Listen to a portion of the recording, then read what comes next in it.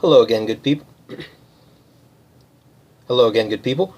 I am here to bring you what I think is another first on YouTube. I am proud of the fact that my Galco Avenger holster review is possibly the first on YouTube that shows you how that holster functions and how it can be worn.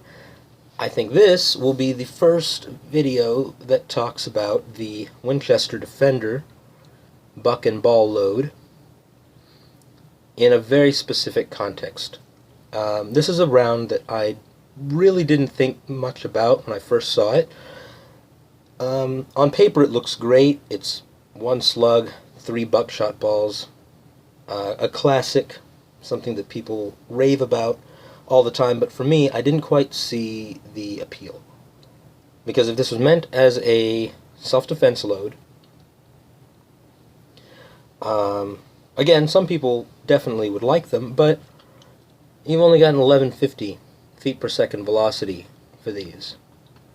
And to me, when I get my 20-inch barreled Mossberg, I can put plain double-aught buck.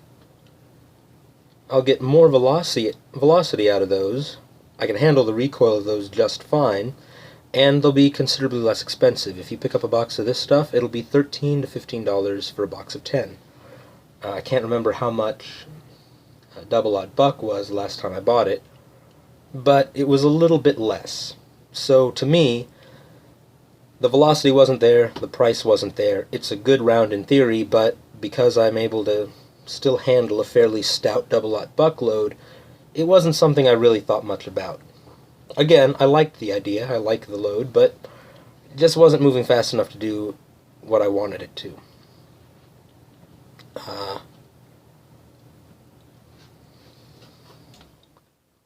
Give you a chance to really look at that box.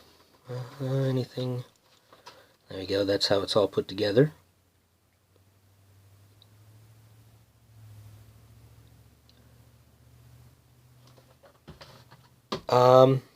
So I didn't see much of a purpose for this load.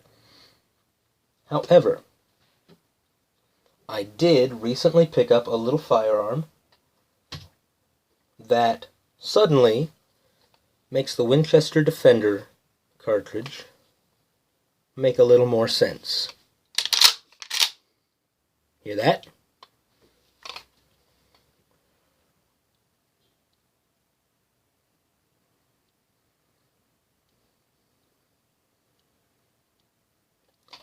This is a Mossberg Shockwave. I don't have a good way to really prop this up, but I get the idea here. It is a non-NFA firearm. It's made a big splash with a lot of people in the firearms industry. Some people love it, some people hate it.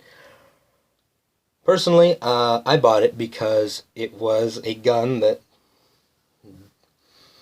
I don't want to say it got around loopholes, but people put some serious thought into making this firearm, and I'm pretty sure somebody somewhere is mad that this exists. So, for that reason alone, I wanted it.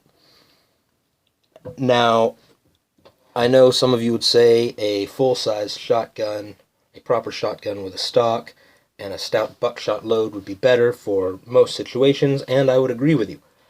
But shortly after purchasing this, I saw a box of those Winchester Defender loads, and I realized those loaded into, I don't know why I had to open the action there, but those loaded into this firearm would make an interesting pairing. And, as it turns out, it really is a fairly decent defense load. I took it out, I fired, these are just the results I've had from the first time taking that load out with this gun, but all the other ones I had since have been the same. Put up a little cardboard target. Now I numbered it 1 through 5. That was the first one. It shot a little off the mark. If I'm able to put a picture in, I will do so. If I figure out how to. But let's move over. Bear with me, please. This is the second shot I took. I'll have to flip that.